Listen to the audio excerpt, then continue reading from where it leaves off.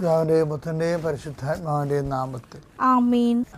അമ്മയോട് ചേർന്ന് പ്രാർത്ഥിക്കാം. അമ്മേ പരിശുദ്ധമ്മേ, അമ്മേ പരിശുദ്ധമ്മേ, ദൈവമാതാവേ, ദൈവമാതാവേ, കൃപാസനത്തിലൂടെ ഞങ്ങൾക്കും ഞങ്ങളുടെ ദേശത്തിനും അമ്മ മധ്യസ്ഥം തേടി തന്ന എല്ലാ അനുഗ്രഹങ്ങൾക്കും കൃപകൾക്കും ഞങ്ങളിപ്പോൾ ഹൃദയം നിറഞ്ഞ നന്ദി പറയുന്നു. അമ്മേ പരിശുദ്ധമ്മേ, ദൈവമാതാവേ, 2004 ഡിസംബർ 7 തീയതി ഉച്ചകഴിഞ്ഞ് 2:30 കൃപാസനത്തിൽ സംഭവിച്ച അമ്മയുടെ പ്രത്യക്ഷപ്പെടലിനെ കുറിച്ച് തിരുസഭയ്ക്ക് സമർപ്പിച്ചിരിക്കുന്ന പഠനരേഖകളുടെ സഭാത്മകമായ പഠനം ആരംഭിക്കുവാൻ ഞങ്ങൾ പ്രാർത്ഥിക്കുന്നു. അമ്മേ പരിശുദ്ധമ്മേ, ഭൂസ്വർലോകങ്ങളുടെ രാജ്ഞിയായ അങ്ങേയ്ക്ക് ഭൗമ സംരക്ഷണത്തിനായി പ്രപഞ്ചപ്രകൃതിയെ തന്നെ തിരുസഭ പ്രതിഷ്ഠിക്കുവാൻ ഈ പ്രത്യക്ഷീകരണം വഴി ഇടയാക്കണമേ. പരിശുദ്ധമ്മേ, ജപമാല മാതാവേ, സകല കൃപാസനം പ്രാർത്ഥനകളോടും ചേർത്ത് ഞങ്ങളിപ്പോൾ പ്രാർത്ഥിക്കുന്ന ഈ കുടുംബത്തിന്റെ പ്രത്യേക നിയോഗം. മക്കളെ,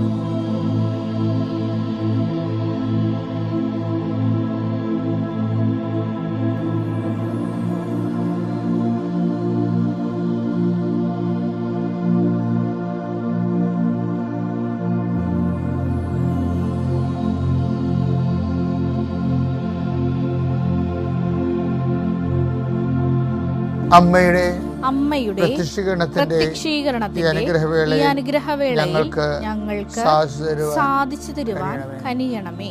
വിശ്വാസ പ്രമാണം. സർവശക്തനായ പിതാവും ആകാശത്തിന്റെയും ഭൂമിയുടെയും സൃഷ്ടാവുമായ ദൈവത്തിൽ ഞാൻ വിശ്വസിക്കുന്നു. അവിടുത്തെ ഏകപുത്രനും ഞങ്ങളുടെ കർത്താവുമായ ഈശോമിശിഹായിലും ഞാൻ വിശ്വസിക്കുന്നു.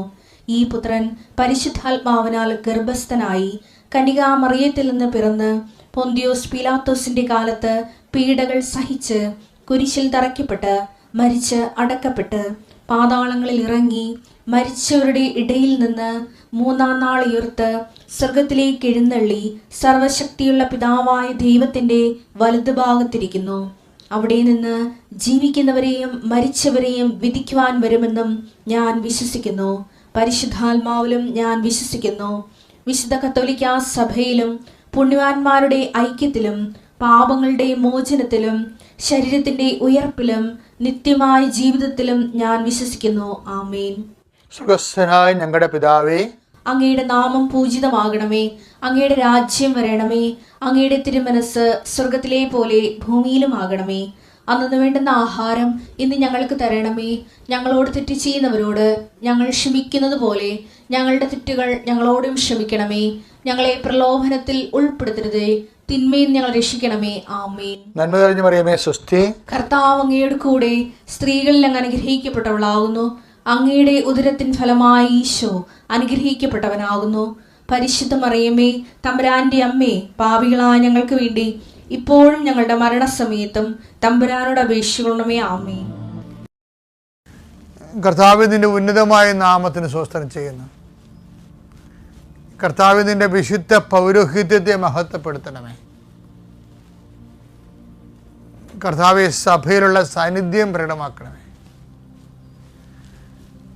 39 വർഷം ഞാൻ അർപ്പിച്ച കൃപായുടെ യുഗതിയാൽ കൃപാസ്ഥാനത്താരെ ജീവനോടെ പ്രത്യക്ഷപ്പെട്ട പരിശുദ്ധയുടെ മാധ്യസ്ഥത്തിലെ ഞാൻ കുരിശുയർത്തി പ്രാർത്ഥിക്കുന്ന കർത്താവെ, വിശ്വാസത്തിൻ്റെ സേവ ഉയർത്തിക്കൊണ്ട് അങ്ങയുടെ മക്കൾക്ക് വേണ്ടി പ്രാർത്ഥിക്കുന്നു. ഇന്ന് അങ്ങയുടെ മക്കളെ ആശങ്കയോടെ കാണുന്ന ഓരോ വിഷയങ്ങളിലും കർത്താവിൻ്റെ ചൈതന്യം തുളുമ്പട്ടെ. ഇന്ന് അങ്ങയുടെ മക്കൾ യാത്ര പോകുമ്പോൾ പേടിക്കുന്ന ഓരോ വിഷയങ്ങളുടെ മേലും കർത്താവിൻ്റെ ശക്തി ഒഴുകട്ടെ എന്ന് പ്രാർത്ഥിക്കുന്നു. ആശുപത്രിയിൽ പോണവരുണ്ട്, ക്രയവിക്രയങ്ങൾക്ക് പോണവരുണ്ട്, വിവാഹ കാര്യങ്ങൾക്ക് സെറ്റ് ചെയ്യാൻ പോകുന്നവരുണ്ട്, അതുപോലെ തന്നെ ഓരോരോ ബിസിനസ്സിന് പോകുന്നവരുണ്ട്. കർത്താവ് അങ്ങനെ എല്ലാ പ്രവർത്തനങ്ങളും കർത്താവിനാൽ നയിക്കപ്പെടാൻ വേണ്ടി ആത്മാർത്ഥമായി പ്രാർത്ഥിക്കുന്ന കർത്താവേ, എൻ്റെ കർത്താവിന് ഉന്നതമായ നാമത്തിൽ സഭയുടെ അധികാരത്തിൽ വീണ്ടും നീ ഇന്ന് രാത്രി വിശ്രമിക്കാൻ തിരിച്ചു വരുന്നവരെ കർത്താവിൻ്റെ ചൈതന്യം നിന്നെ ആവസിക്കട്ടെ, നിന്നെ സംരക്ഷിക്കട്ടെ. അമ്മ പരിശുദ്ധമ്മ ദേവമാതാവ് തൻ്റെ നീലമേലങ്കിയാൽ നിന്നെ പൊതിഞ്ഞ് സൂക്ഷിക്കട്ടെ. ഈ ദിവസങ്ങളിൽ പള്ളികളിൽ വായിച്ച സുവിശേഷം എനിക്ക് വേറിട്ട ഒരു ചിന്തയാണ് തന്നത്. അതായത് ദൈവം നമുക്ക് എല്ലാവർക്കും തിരിച്ചറിയൽ കാർഡുണ്ടല്ലോ. അപ്പോൾ ദൈവം തിരിച്ചറിയൽ കാർഡ് കൊണ്ട് ഉദ്ദേശിക്കുന്നത് 3 തരം തിരിച്ചറിയൽ കാർഡാണത് ഉള്ളത്. എന്നിട്ട് ഈശോ പറഞ്ഞത് ഫലത്തിൽ നിന്ന് വൃക്ഷത്തെ തിരിച്ചറിയാം. മത്തായി 12:33. ഒന്നുകിൽ വൃക്ഷം നല്ലത് ഫലവും നല്ലത്, അല്ലെങ്കിൽ വൃക്ഷം ചീത്ത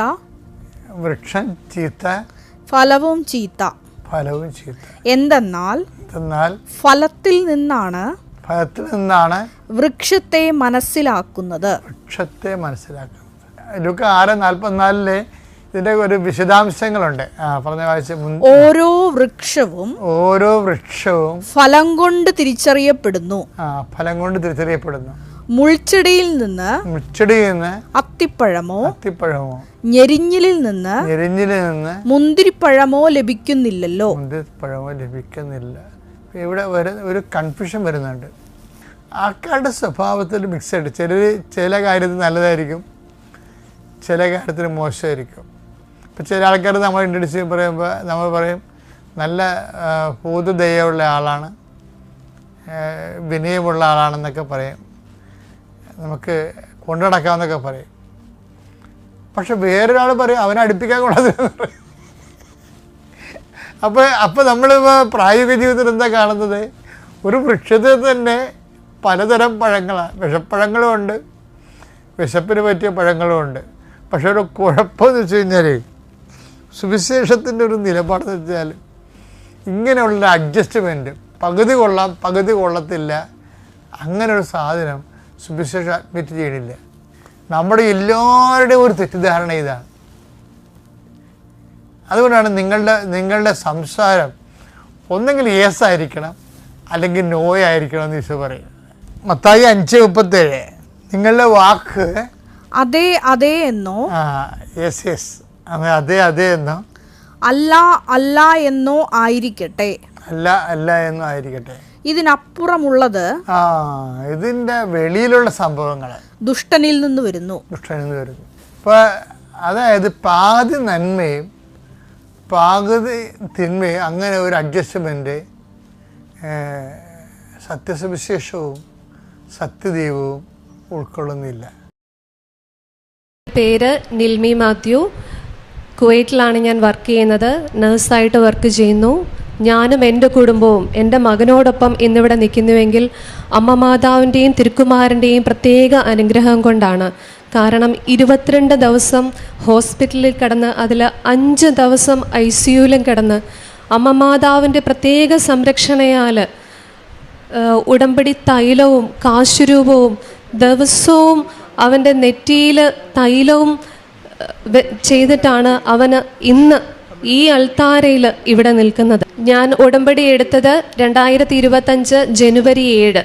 ജനുവരി 9 ഞാൻ തിരിച്ചു പോവുകയാണ്. ഞങ്ങൾ ചെന്ന് കഴിഞ്ഞിട്ട് 2 ആഴ്ച കഴിഞ്ഞപ്പോൾ മോന് ചെറിയൊരു രീതിയിൽ ചുമ തുടങ്ങി. സാധാരണ പോലെ ഡോക്ടറെ കാണിച്ചു, ചുമയല്ലേ പോകും, അവർ തന്ന മെഡിസിൻ കൊടുത്തു. ഒരാഴ്ച കഴിഞ്ഞു, ചുമ മാറുന്നില്ല. വീണ്ടും സെയിം ഡോക്ടറെ തന്നെ കൊണ്ടുപോയി കാണിക്കുന്നു. പുള്ളിക്കാർ പറയുന്നു കുഴപ്പമില്ല, ചുമയുടെ മരുന്ന് കൊടുത്താൽ മതി. വീണ്ടും മരുന്ന് കൊടുത്തു, എന്നിട്ടും മാറുന്നില്ല. 2-ാം തീയതി ആയപ്പോൾ മോന് ചെറിയ രീതിയിൽ പനി തുടങ്ങി. 3-ാം തീയതി ഒരു ദിവസമൊക്കെ പനിച്ചാൽ സാധാരണ പനിക്കുള്ള മരുന്ന് സിറപ്പ് അഡോള് കൊടുത്ത് പനി പോകും, നോക്കും, അങ്ങനെയാണ് സാധാരണ ചെയ്യുന്നത്. 4-ാം തീയതി ആയപ്പോൾ മോന് ഭയങ്കര പനി, ക്ഷീണം. സ്കൂളിൽ പോയിട്ട് തിരിച്ചു വന്നത് ഒട്ടും വയ്യ അമ്മയെന്ന് പറഞ്ഞുകൊണ്ടാണ്. 4-ാം തീയതി ഞാൻ ഹോസ്പിറ്റലിൽ കൊണ്ടുപോയി. 4-ാം തീയതി ഹോസ്പിറ്റലിൽ കൊണ്ടുപോയപ്പോൾ അവർ എക്സ്റേ എടുത്തിട്ട് പറഞ്ഞു ന്യൂമോണിയ കൂടിയിരിക്കുകയാണ്, ആശുപത്രിയിൽ കൊണ്ടുപോയി അഡ്മിറ്റ് ആവണം എന്ന് പറഞ്ഞു. അവിടെ നിന്ന് വേറൊരു ആശുപത്രിയിലേക്ക്, കാരണം ആ ആശുപത്രിയിൽ അഡ്മിറ്റ് ആകാനുള്ള സൗകര്യമില്ലായിരുന്നു, അതുകൊണ്ട് വേറൊരു ആശുപത്രിയിലേക്ക് പോയി. അവിടെ ചെന്നപ്പോൾ അവർ പറഞ്ഞു ചെറിയ ന്യൂമോണിയയല്ലേ, ആൻറ്റിബയോട്ടിക് എടുത്താൽ മതി, മാത്രവുമല്ല കുഞ്ഞിന് 10 വയസ്സായില്ലേ, കുഴപ്പമില്ല, പനിയുടെ മരുന്ന് 4 മണിക്കൂർ ഇടവിട്ട് കൊടുത്താൽ മതി.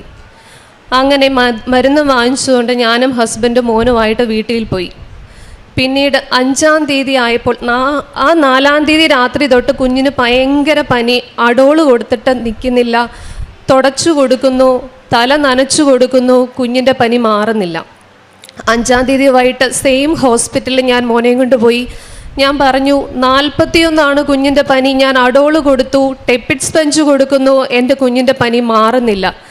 അവർ വീണ്ടും എക്സ്റേ എടുത്ത് നോക്കി, ബ്ലഡ് വർക്കപ്പ് ചെയ്തു, ചെറിയ ഇൻഫെക്ഷൻ ഉണ്ട്, നമുക്ക് അഡ്മിറ്റ് ആക്കാം. അങ്ങനെ കുഞ്ഞിനെ അഡ്മിറ്റ് ആക്കുകയാണ്. കുഞ്ഞിന് അവർ ആശുപത്രിയിൽ ആ 5-ാം തീയതി തൊട്ട് 12-ാം തീയതി വരെ അവരുടെ കയ്യിലുള്ള ആൻറ്റിബയോട്ടിക് ഒന്നൊന്നായി 24 മണിക്കൂർ നമുക്ക് പരീക്ഷിക്കാം, ചില ആൻറ്റിബയോട്ടിക് 44 മണിക്കൂർ പരീക്ഷിക്കാം എന്ന് പറഞ്ഞ് തുടങ്ങുകയാണ് മരുന്നിൻ്റെ ലിസ്റ്റുകൾ. ഞാനൊരു നേഴ്സ് ആയതുകൊണ്ട് എല്ലാ മരുന്നിൻ്റെയും പേരുകൾ എനിക്ക് മനസ്സിലാവും. Injection clindamycin, injection Rocephin, injection vancomycin, injection Tazocin, injection Targocid, tab linezolid, ഇത്രയും സാധനങ്ങൾ എൻ്റെ കുഞ്ഞിന് കൊടുത്തിട്ടും ആ 5-ാം തീയതി മുതൽ 12-ാം തീയതി വരെ എൻ്റെ കുഞ്ഞിന് പനിയിൽ ഒരു മാറ്റവുമില്ല. ഇത് മാത്രമല്ല, എല്ലാ 4 മണിക്കൂർ ഇടവിട്ട് ഹോസ്പിറ്റലിൽ അഡോള് കൊടുക്കുന്നു, ബ്രൂഫൻ കൊടുക്കുന്നു, ഇഞ്ചക്ഷൻ പെർഫൽഗാൻ കൊടുക്കുന്നു, മോന് പനിയിൽ ഒരു മാറ്റവുമില്ല. 12-ാം തീയതി ആയപ്പോൾ എൻ്റെ ഒരു കൂട്ടുകാരി എന്നോട് പറഞ്ഞു, ഞാൻ ഒരച്ഛനെ അയക്കാം മോന് കുർബാന കൊടുക്കാൻ വേണ്ടി, കാരണം മോൻ ഹോളി കമ്മ്യൂണിയൻ ഞങ്ങൾ വന്നിട്ട് ഡിസംബർ 31-ാം തീയതി സ്വീകരിച്ചിട്ട് പോകുന്നതാണ്. അപ്പോൾ അച്ഛൻ വന്ന ദൈവഭാഗ്യമെന്ന് പറയട്ടെ, ദൈവാനുഗ്രഹമാണോ എനിക്കറിയില്ല, ആ വന്ന അച്ഛനെ എനിക്ക് അറിയില്ല, പക്ഷേ അച്ഛൻ്റെ പേര് നമ്മുടെ അച്ഛൻ്റെ ജോസഫ് അച്ഛൻ എന്ന് തന്നെയായിരുന്നു അച്ഛൻ്റെ പേര്. അച്ഛൻ വന്നു, കുമ്പസാരിപ്പിച്ചു, കുർബാന കൊടുത്തു. അന്ന് വെളുപ്പിനെ കുർബാന കൊടുക്കുന്നതിന് മുമ്പ് തന്നെ എൻ്റെ കൊച്ചിന് ഡീസാച്ചുറേഷനായി, ഓക്സിജൻ്റെ അളവ് കുറയുന്നു. അവർ മാസ്ക് ഫിറ്റ് ചെയ്യുന്നു. ആദ്യം നോർമൽ ഓക്സിജൻ മാസ്ക്, അത് കഴിഞ്ഞിട്ട് ഹൈ ഫ്ലോ, പിന്നെ കുറേ ബ്ലഡുകൾ എടുക്കുന്നു. CRP എന്ന് പറയുന്ന ബ്ലഡ് എടുക്കുന്നു. അത് നോർമൽ വേണ്ടത് 0.8, എൻ്റെ കുഞ്ഞിന് 12. ഡി ഡയമർ എന്ന് പറയുന്നത് 2230, നോർമൽ വേണ്ടത് 230. അതായത് കുഞ്ഞിൻ്റെ ശരീരത്തിൽ നല്ലപോലെ ഇൻഫ്ലമേഷൻ. ഈ ഇത്രയും ദിവസവും ആ ആശുപത്രിയിൽ ഞാൻ കടന്നിട്ട് എൻ്റെ കുഞ്ഞിൻ്റെ പനിയുടെ കാരണം എന്താണെന്ന് മനസ്സിലാക്കാൻ പറ്റിയില്ല. കുഞ്ഞിന് കുർബാന സ്വീകരിച്ചു കഴിഞ്ഞ് തൊട്ടടുത്ത നിമിഷം തന്നെ അവർ ICUലോട്ട് ഷിഫ്റ്റ് ചെയ്യുവാണ്. അവിടുന്ന് ഷിഫ്റ്റ് ചെയ്തു. കുർബാനയുടെ അനുഗ്രഹമെന്ന് ഞാൻ ഉറപ്പ് പറയും, ദിവ്യകാരുണ്യനാഥൻ്റെ അനുഗ്രഹമാണ്. ICUയിൽ ചെല്ലുമ്പോൾ എൻ്റെ കുഞ്ഞ് വിയർത്ത് പനി വിട്ടാണ്, കുഞ്ഞുങ്ങൾക്ക് പനി വിടുമ്പോഴത്തേക്ക് വെട്ടി വിയർക്കുകയില്ലേ, അതുപോലെയാണ് എൻ്റെ കുഞ്ഞ് ICUയിൽ ചെല്ലുന്നത്. നോക്കുമ്പോൾ 35.5. അത്രയും ദിവസം പനിച്ചു കിടന്ന എൻ്റെ കുഞ്ഞ് പനി വിട്ടിട്ടുണ്ടെങ്കിൽ ഉറപ്പായിട്ടും ദിവ്യകാരുണ്യനാഥൻ്റെ അനുഗ്രഹവും അമ്മ മാതാവിൻ്റെ അനുഗ്രഹവുമാണെന്ന് എനിക്ക് ഉറപ്പിച്ച് പറയാൻ പറ്റും. അത്രയും ദിവസം അവർക്ക് കണ്ടുപിടിക്കാൻ പറ്റിയില്ല എന്തായിരുന്നു എൻ്റെ കുഞ്ഞിൻ്റെ കണ്ടീഷൻ, കോസ് എന്താണെന്ന്, അസുഖത്തിൻ്റെ കാരണം എന്താണെന്ന്. അന്ന് രാത്രി അവർ കണ്ടുപിടിച്ചു മൈക്കോപ്ലാസ്മ ന്യൂമോണിയാണ് കുഞ്ഞിനെന്ന്. അതോടൊപ്പം ICUയിൽ ചെന്നിട്ട് സ്കാൻ ചെയ്ത് നോക്കുമ്പോൾ റൈറ്റ് ലെങ്ങിൽ ഫ്ലൂയിഡ് കെട്ടിക്കിടക്കുന്നത് 400 ml, ലെഫ്റ്റ് ലെങ്ങിൽ 100 ml. എൻ്റെ കയ്യിൽ എല്ലാത്തിൻ്റെയും രേഖകളുണ്ട്. സാധാരണ ഇങ്ങനെ വരുമ്പോഴേക്ക് നമ്മൾ ചെയ്യുന്നത് ചെസ്റ്റിൽ ട്യൂബ് ഇടണം, എങ്കിൽ മാത്രമേ ഈ ഫ്ലൂയിഡ് നമുക്ക് എടുത്തു കളയാൻ പറ്റൂ. ഞാൻ അമ്മ മാതാവിനോട് പ്രാർത്ഥിച്ചു, അമ്മ മാതാവേ, എല്ലാവർക്കും ഉടമ്പടി ചെയ്തിട്ട് നീ അത്ഭുതങ്ങൾ കാണിക്കുന്നു, ഒരത്ഭുതം എനിക്ക് കാണിച്ചു തരണമേ. ഞാൻ ഉടമ്പടി എടുത്തിട്ട് കുറച്ച് നാളുകളെ ആയുള്ളൂ, 1 മാസം കംപ്ലീറ്റ് ആയില്ല. ജനുവരി 7-ാം തീയതിയാണ് ഞാൻ ഉടമ്പടി എടുത്തിട്ട് പോകുന്നത്. ഞാൻ എൻ്റെ കയ്യിലുള്ള തൈലം കുഞ്ഞിൻ്റെ 2 ലെങ്സിലും പുരട്ടി കൊടുക്കും. ഉടമ്പടിയുടെ കാശ് രൂപം ആർക്കും കൈമാറരുതെന്നാണ് അച്ഛൻ പറഞ്ഞിരിക്കുന്നത്. പക്ഷേ ഇതെൻ്റെ സ്വന്തം മോനല്ലേ, ഞാൻ അവൻ്റെ കഴുത്തിൽ ഇട്ടുകൊടുത്തു. എൻ്റെ അമ്മ മാതാവേ, എൻ്റെ ഈശോപ്പായെ കാത്തുകൊള്ളണമേ. ഞാൻ പ്രാർത്ഥിച്ചുകൊണ്ടിരുന്നു. ബൈബിൾ ഞാൻ മുടങ്ങാതെ വായിക്കുന്നുണ്ട്. പക്ഷേ ഞാൻ എന്താണ് വായിക്കുന്നതെന്ന് ഒരു അമ്മയുടെ മനസ്സ് നമുക്കറിയാം. ഞാൻ വായിച്ചുകൊണ്ടിരിക്കുന്നു, പക്ഷേ എന്തൊക്കെ വായിക്കുന്നു എന്നുള്ളത് എനിക്ക് എൻ്റെ മനസ്സിൽ പതിയുന്നുണ്ട്. പക്ഷേ അതൊന്നും എനിക്കങ്ങ് പറയാൻ പറ്റില്ല. പക്ഷേ ഞാൻ ഒരു വാക്യം എൻ്റെ മനസ്സിൽ തട്ടിയതാണ്, കർത്താവായ യേശു ക്രിസ്തുവിൽ വിശ്വസിക്കുക, നീ നിന്റെ കുടുംബവും രക്ഷ പ്രാപിക്കും. അപ്പസ്തോല പ്രവർത്തനം 16:31. ആ വാക്കിൽ ഉറച്ച് വിശ്വസിച്ചുകൊണ്ടാണ് എൻ്റെ കുഞ്ഞിൻ്റെ അവിടുന്ന് തൊട്ട് ആ പ്ലൂറൽ ഫ്ലൂയിഡ് കെട്ടിക്കിടന്നത് കുറഞ്ഞ് 5 ദിവസത്തെ ICU വാസത്തിനുള്ളിൽ ഞങ്ങൾ വീണ്ടും ICUയിൽ നിന്ന് വാർഡിലേക്ക് മാറി. ദിവ്യകാരുണ്യനാഥൻ്റെ അനുഗ്രഹവും അമ്മ മാതാവ് ഉറപ്പായിട്ടും അത്ഭുതം പ്രവർത്തിച്ചെന്നാണ്. കാരണം ആർക്കും അറിയാം, ലങ്സിൽ 400 ml, ലെഫ്റ്റിൽ 100 ml ഉറപ്പായിട്ടും ഒരു ട്യൂബ് ഇട്ട് കഴിഞ്ഞാലേ അത് പുറത്തോട്ട് മാറുള്ളൂ. പക്ഷേ എൻ്റെ കുഞ്ഞിൻ്റെ ശരീരത്തിൽ ഒരു ട്യൂബ് പോലും സ്പർശിക്കാതെ അത് കംപ്ലീറ്റ് ആയിട്ട് മാറിക്കിട്ടി. പിന്നീടും 10 ദിവസം കൂടെ ആശുപത്രിയിൽ കിടന്ന് ആൻറ്റിബയോട്ടിക് എടുത്ത് അങ്ങനെ 22 ദിവസത്തെ ഹോസ്പിറ്റൽ വാസത്തിനുള്ളിൽ ഇന്ന് എൻ്റെ കുഞ്ഞ് ഇവിടെ നിങ്ങളുടെ മുന്നിൽ നിൽക്കുന്നുണ്ടെങ്കിൽ എനിക്ക് ഉറപ്പായിട്ടും പറയാൻ പറ്റും അമ്മ മാതാവിൻ്റെ അനുഗ്രഹമാണെന്ന്. അതോടൊപ്പം CRP കുറഞ്ഞ് 0.3 ആയി വെറും 5 ദിവസത്തിനുള്ളിൽ. അത്രയും ദിവസം അവിടെ കിടന്നിട്ടും CRP കൂടുന്നതല്ലാതെ ഒന്നും കുറഞ്ഞോ വരുന്നില്ല. എല്ലാ റിപ്പോർട്ടും ഇതിലുണ്ട്. എൻ്റെ കുഞ്ഞിൻ്റെ റിപ്പോർട്ട് കണ്ടു കഴിഞ്ഞാൽ എല്ലാം ഹൈ അല്ലെങ്കിൽ ലോ. ഒരു റിപ്പോർട്ട് പോലും അവന് നോർമലായിട്ടില്ല. അമ്മ മാതാവിനും ദൈവകുമാരനും എൻ്റെയും എൻ്റെ കുടുംബത്തിൻ്റെയും പേരിൽ വളരെയധികം നന്ദി പറയുകയാണ്. എൻ്റെ ഈ കുഞ്ഞിവിടെ നിൽക്കുന്നുണ്ടെങ്കിൽ ദൈവത്തിൻ്റെ കൃപ കൊണ്ട് മാത്രമാണെന്ന് എനിക്ക് ഉറപ്പിച്ചു പറയാൻ പറ്റും. അന്ന് വരെ എനിക്ക് പല കാര്യങ്ങളും ഏറ്റുപറയാൻ മടിയുണ്ടായിരുന്നു. ഇപ്പോൾ പലരും പറയും ഇത് തട്ടിപ്പാണ്. പക്ഷേ ഞാൻ ഉറച്ചു പറയുന്നു, ഇത് ഒട്ടും തട്ടിപ്പല്ല. നമ്മൾ ഉറച്ചു വിശ്വസിച്ചാൽ മാത്രം മതി. ഞങ്ങൾ അന്ന് വരെയും പ്രാർത്ഥിക്കുകയും കുർബാന പങ്കെടുക്കുകയും ഒക്കെ ചെയ്യും. പക്ഷേ ഈ ഒരു അനുഭവത്തിന് ശേഷം, നമുക്ക് സ്വന്തമായിട്ട് വരുന്ന അനുഭവത്തിന് ശേഷം എൻ്റെ കുഞ്ഞ് അന്ന് തൊട്ട് എല്ലാ ദിവസവും ബൈബിൾ വായിക്കും.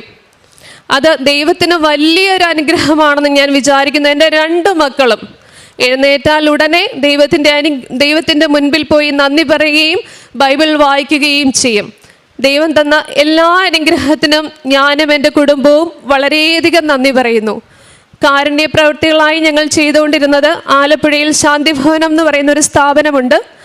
അവിടെ ഉള്ളവർക്ക് ആഹാരത്തിനുള്ള പൈസ എത്തിച്ചു കൊടുക്കുക, ആഹാരം എത്തിച്ചു കൊടുക്കുക. കാരണം ഞാൻ വർക്ക് ചെയ്യുന്ന സ്ഥലത്ത് ഞാൻ ഒരു നേഴ്സാണ്. എന്നെക്കൊണ്ട് ചെയ്യാവുന്ന എല്ലാ നല്ല കാര്യങ്ങളും ഞാൻ ചെയ്യാറുണ്ട്. പക്ഷെ നമുക്ക് അങ്ങനെ അവിടെ അഗതി മന്ദിരത്തിൽ പോയി ചെയ്യുക, അങ്ങനെയുള്ള കാര്യങ്ങളൊന്നും നടക്കുകയില്ല. പിന്നെ ഞങ്ങൾ നാട്ടിൽ വന്നിട്ട് ജൂലൈ 25-ാം തീയതി ദൈവാനുഗ്രഹത്താൽ മോൻ്റെ 11ാം പിറന്നാൾ ഞങ്ങൾക്ക് ആഘോഷിക്കാൻ സാധിച്ചു.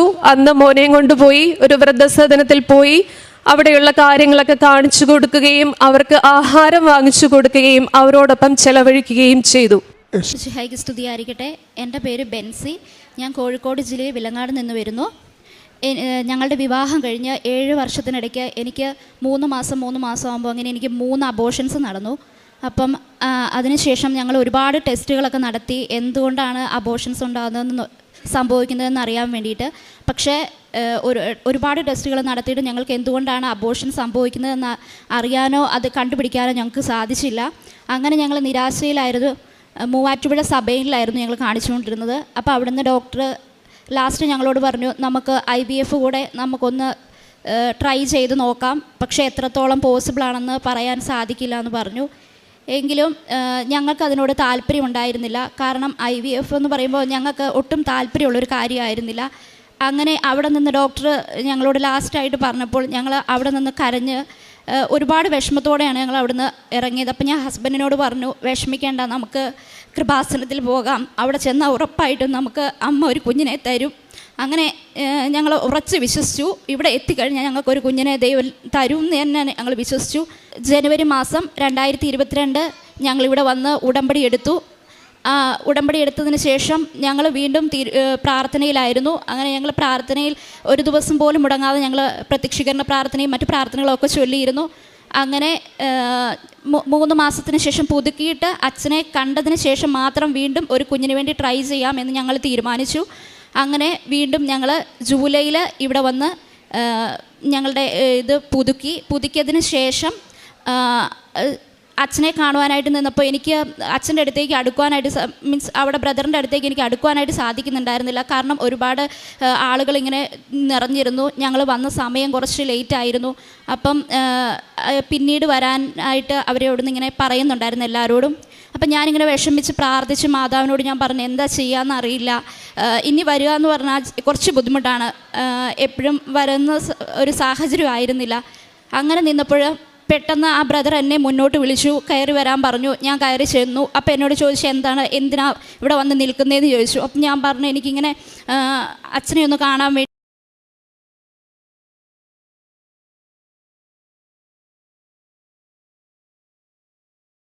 കൊണ്ടുവന്നിരുന്നില്ല, പക്ഷേ എല്ലാം എൻ്റെ ഫോണിലുണ്ടായിരുന്നു. ഞാനത് കാണിച്ചു. അപ്പം തന്നെ ബ്രദർ ബാക്കിയുള്ളവരെല്ലാം പുറന്തള്ളിയെങ്കിലും അപ്പം തന്നെ എനിക്ക് അച്ഛനെ കാണാനുള്ള ടോക്കൺ തന്നു. അങ്ങനെ ഏറ്റവും ലാസ്റ്റായിട്ടാണ് ഞങ്ങൾ അച്ഛനെ കാണാനായിട്ട് വന്ന് നിന്നത്. അപ്പം ഒരുപാട് വിഷമത്തോടെയാണ് ഞങ്ങളിവിടെ അച്ഛൻ്റെ അടുത്തേക്ക് വന്നത്. അപ്പം അച്ഛന് ഞങ്ങളെ കണ്ടപ്പോൾ തന്നെ എന്നോട് ചോദിച്ചു, എന്തിനാ? അച്ഛനെ കണ്ടപ്പോഴത്തേക്ക് അച്ഛൻ തലയെ കൈ വെച്ചപ്പോൾ ഞാൻ ഒരുപാട് പെട്ടെന്ന് പൊട്ടി കരഞ്ഞു. അപ്പോൾ അച്ഛൻ എന്നോട് പറഞ്ഞു, എന്തിനാ കരയുന്നേ? മാതാവിൻ്റെ സന്നിധിയിലല്ലേ നിങ്ങൾ വന്ന് നിൽക്കുന്നത്, മാതാവ് നിങ്ങൾക്ക് ഉറപ്പായിട്ടും മാതാവിനോട് പ്രാർത്ഥിക്കും, മാതാവ് അനുഗ്രഹിക്കുമെന്ന് പറഞ്ഞു. അങ്ങനെ അച്ഛൻ ഞങ്ങളെ ഇവിടെ മുട്ടുകുത്തി ഇവിടെ ആൾത്താരുടെ മുമ്പിൽ നിർത്തി കയ്യിലൊരു കുരിശുരൂപം തന്നു. എന്നിട്ട് അച്ഛൻ ഞങ്ങളോട് പറഞ്ഞു, നിങ്ങൾ മാതാവിനോട് പ്രാർത്ഥിക്കാൻ പറഞ്ഞു. അങ്ങനെ ഞങ്ങൾ ഒരു 10-15 മിനിറ്റ് അത്രയും നേരം അച്ഛൻ ആർക്ക് വേണ്ടിയും പ്രാർത്ഥിച്ച് ഞാൻ കണ്ടില്ല. ഞങ്ങളുടെ കയ്യിൽ നിന്ന് ഫോൺ മേടിച്ചുകൊണ്ട് പോയി ഈ മാതാവിൻ്റെ രൂപത്തിൽ കൊണ്ടുപോയി അച്ഛൻ തല കുമ്പിട്ട് നിന്ന് അച്ഛൻ കുറേ നേരം പ്രാർത്ഥിച്ചു. എന്ത് തടസ്സമാണ് ഞങ്ങൾക്ക് ഉണ്ടായിരുന്നതെന്ന് ഞങ്ങൾക്കറിയില്ല, പക്ഷെ ഒരുപാട് ഇതുണ്ടായിരുന്നു എന്ന് ഞങ്ങൾക്ക് മനസ്സിലായി. കുറേ നേരം അച്ഛൻ പ്രാർത്ഥിച്ചു. ആ വന്നവരിൽ ആർക്കും അത്രയും സമയം അച്ഛൻ പ്രാർത്ഥിച്ച് ഞാൻ കണ്ടില്ല.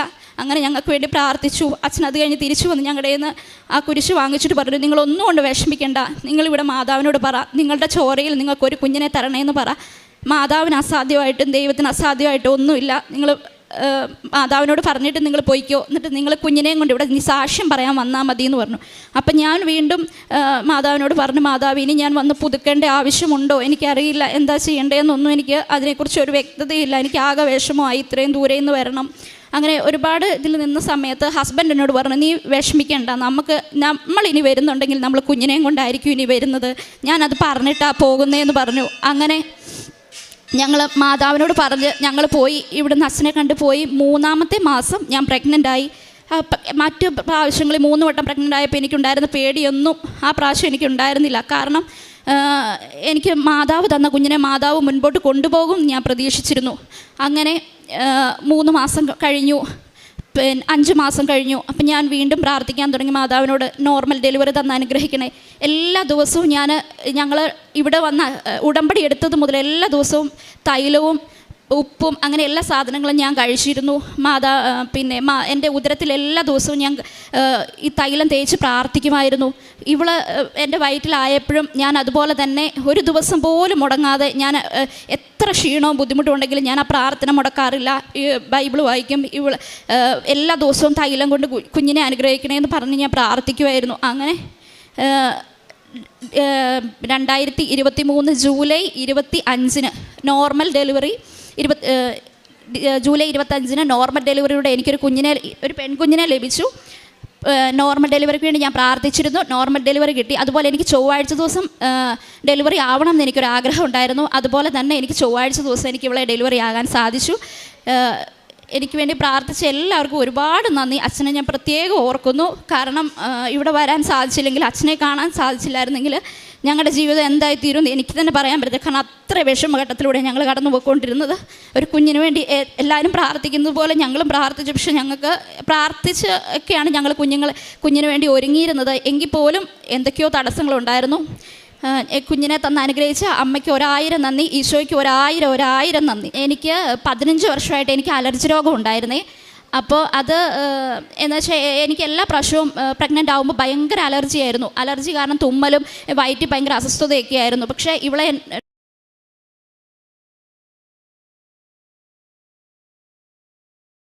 എന്നെ അലട്ടിയിട്ടില്ല. ഇവള് പ്രസവിക്കുമ്പോൾ ഒക്കെ എനിക്ക് ഭയങ്കര ടെൻഷനായിരുന്നു. തുമ്മൽ വന്നു കഴിയുമ്പോൾ വയറിന് ബുദ്ധിമുട്ടാവുക, അങ്ങനെ ഒരു ബുദ്ധിമുട്ടും എനിക്ക് ഉണ്ടായില്ല. ആത്മീയ ജീവിതത്തിൽ ഞങ്ങൾക്ക് വളരെ പ്രാർത്ഥനയിൽ ഉയരാനായിട്ട് സാധിച്ചു.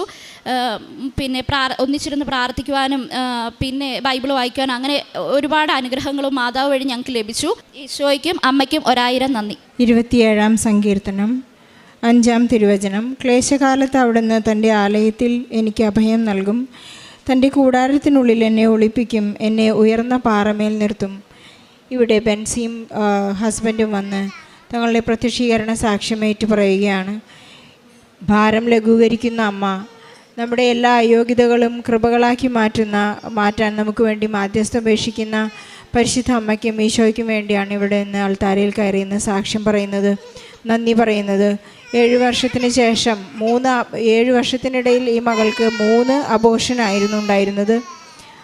അതിൽ നിന്നെല്ലാം ജോസഫ് അച്ഛൻ്റെ കൈവെപ്പ് ശുശ്രൂഷ പ്രാപിച്ചതിന് ശേഷം വളരെ പെട്ടെന്നായിരുന്നു നമ്മുടെ അയോഗ്യതകളെല്ലാം കൃപകൾ നിറച്ച് ഈ അമ്മ, പരിശുദ്ധ അമ്മ ഇവർക്ക് അനുഗ്രഹം നൽകി ഒരു നല്ല പെൺകുഞ്ഞിനെ നൽകി അനുഗ്രഹിച്ചത്.